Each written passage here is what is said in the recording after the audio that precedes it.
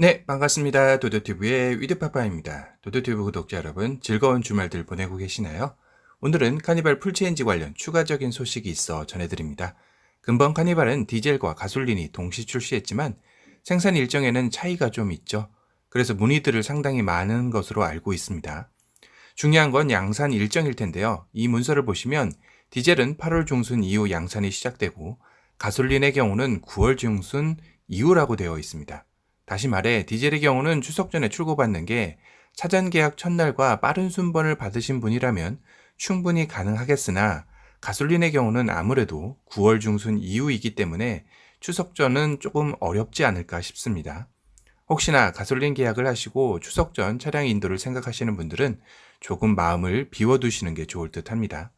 이 부분은 아무래도 디젤의 출고가 많으니 가솔린보다 디젤을 선행해서 생산하는 생산 계획으로 인한 것 같습니다.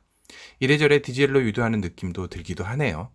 이전 도도튜브 영상에서 디젤과 가솔린 선호도 업데이트된 내용을 봐도 디젤이 많기는 하지만 그렇다고 가솔린 선택도 적지 않은데 조금은 아쉬운 소식입니다. 그래서 카니발 풀체인지 가장 빠른 출고가 되는 사양을 예상해보면 최고 등급의 듀얼 선루프 적용, 화이트 차량이 가장 빨리 생산 들어가고 출고된다고 하는데요. 다시 말해 디젤, 9인승, 풀업, 화이트, 선루프 이 조합이 가장 빠른 생산 출고 조합이라고 하네요. 혹시 사전 계약하신 분들 중에 이 사양이라면 조금은 마음을 놓으셔도 될 듯 합니다. 추석에 신형 카니발을 타고 고향으로 가실 수 있다라는 생각이 드네요. 그리고 궁금해하시는 것이 카니발 풀체인지에 대한 그릴에 대한 소식이죠.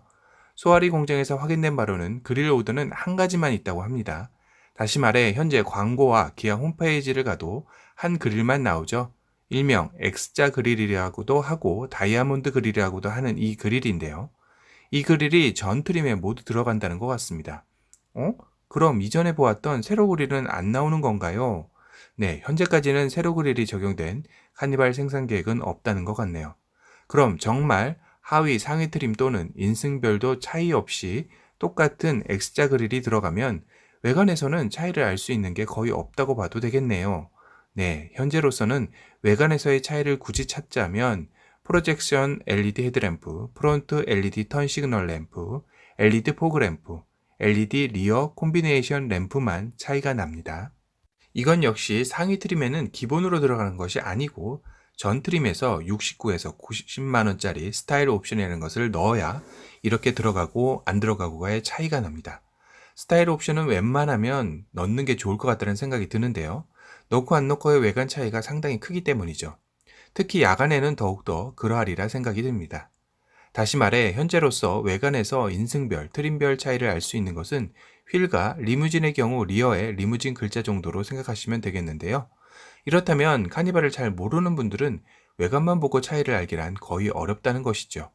그런데 이 차이가 나는 휠마저도 자세히 들어가 보면 휠은 프레스티지가 235, 60, 18인치 굿이어 타이어 전면 가공 휠이고 노블레스가 7인승 235, 55, 19인치 굿이어 타이어 앤 전면 가공 휠입니다.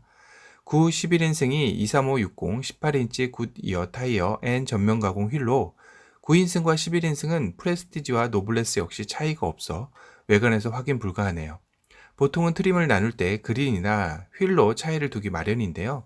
이번 카니발 풀체인지에서는 거의 차이가 없는 모양새입니다. 시그니처가 7인승 235, 55, 19인치 컨티넨탈 타이어 앤 전면 가공 휠, 9, 11인승이 235, 60, 18인치 컨티넨탈 타이어 앤 전면 가공 휠로 컨티넨탈 타이어를 제외하고는 겉으로 보이는 휠은 9인승, 11인승은 전트림 동일하다고 봐야겠네요. 이번 카니발 풀체인지 특징은 외관에서는 트림별, 인승별 차이를 느끼기가 거의 어렵고 실내에서의 차이가 오히려 더 많이 나는 옵션 구성이라는 것을 확인할 수 있는 대목입니다.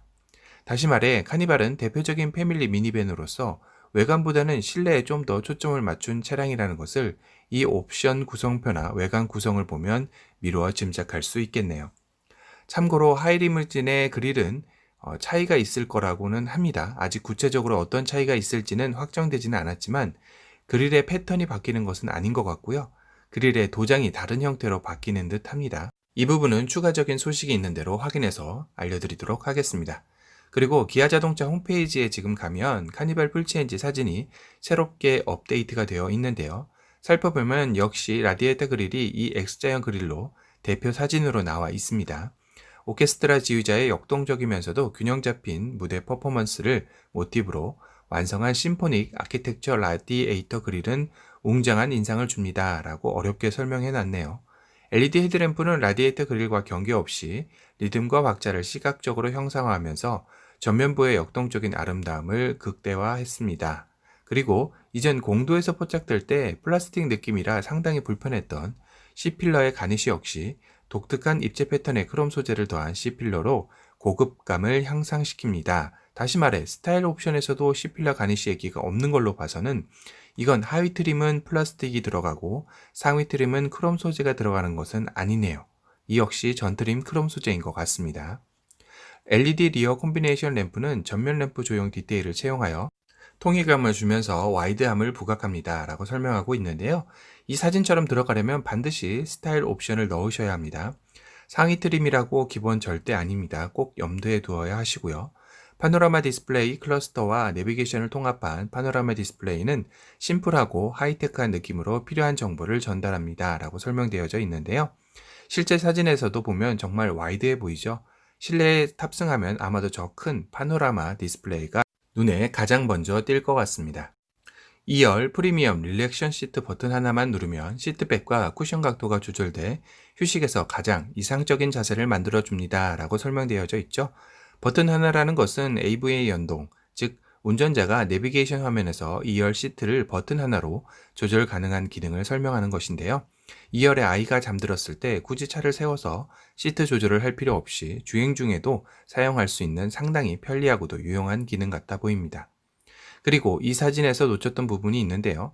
자세히 보시면 2열 도어에 1열과 같은 패턴의 앰비언트 라이트가 들어와 있는 게 보입니다. 이거 2열 쪽에도 앰비언트 라이트가 여기에 들어가는군요.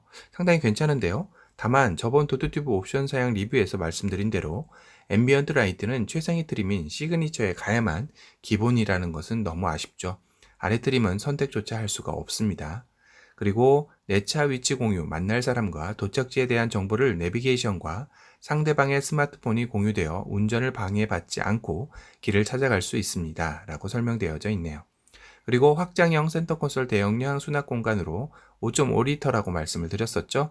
장난감과 서류 등의 물건 등을 넣어둘 수 있습니다 라고 표기되어 있지만 사진을 보면 음식물이 들어가 있어 마치 냉온장 기능을 있을 것처럼 보이지만 다시 말씀드리지만 냉온장 기능은 옵션으로도 없습니다. 하이리무진에 냉온장 기능이 들어갈지는 미지수이네요. 다만 4인승 하이리무진에서는 냉온장 기능은 없고 아예 미니 냉장고가 들어간다는 얘기도 있습니다. 하이리무진 소식도 좀 더 구체적으로 나오면 추가로 알려드리도록 하겠습니다. 냉온장 기능이 없는 건 상당히 아쉬운 부분이기도 하죠. 그리고 후석 보조 에어컨 필터 자동차 실내 공기질을 위해 뒷좌석에도 공조 필터가 있어 공기를 순환시켜 줍니다. 그런데 사진에 보시면 2열 실내등이 정가운데 위치한 모습이 아니고요. 한쪽으로 치우쳐져 있죠. 이건 조금 아쉬운데요. 왜 그랬을까요? 조수석 뒤편 2열은 야간에 스마트폰이나 무언가를 볼 때 조금은 불편할 듯 합니다. 물론 저 실내등 밝기가 많이 밝긴 하겠지만요. 그리고 스마트 파워 슬라이딩 도어 스마트 키를 가지고 차량에 가까이 가면 알아서 부드럽게 문이 열립니다. 이 옵션은 엔트리 트림인 프레스티지에서도 80만원 옵션으로 선택하게 할 수 있게 한 것은 잘한 것 같습니다. 보통은 상위 트림 유도를 위해 엔트리 트림에는 선택조차 할 수 없게 하는 경우가 있는데요. 이번 카니발에서는 그렇게까지는 하지 않았네요. 하지만 아예 기본으로 넣어줬더라면 더 칭찬받을 옵션이었을 텐데요. 이건 좀 아쉽죠? 승하차 스판래프 슬라이딩 도어를 열 때 자동으로 바닥에 빛을 밝혀줘 편하고 안전하게 승하차할 수 있도록 돕습니다. 이건 전 트림 기본이라 정말 잘한 것 같습니다. 칭찬할 만하네요. 이번 카니발 풀체인지 아빠인 도드튜브가 봐도 정말 매력적으로 잘 나온 것 같습니다. 이제는 품질 문제나 여러가지 공명음, 공조기 이슈 사항에서만 잡음 없이 잘 나와주었으면 하는 바람이네요. 오늘은 카니발 풀체인지 추가적인 소식을 리뷰해드렸고요. 또 다른 신차 소식으로 찾아뵙겠습니다. 지금까지 도드튜브의 위드파파였습니다. 감사합니다.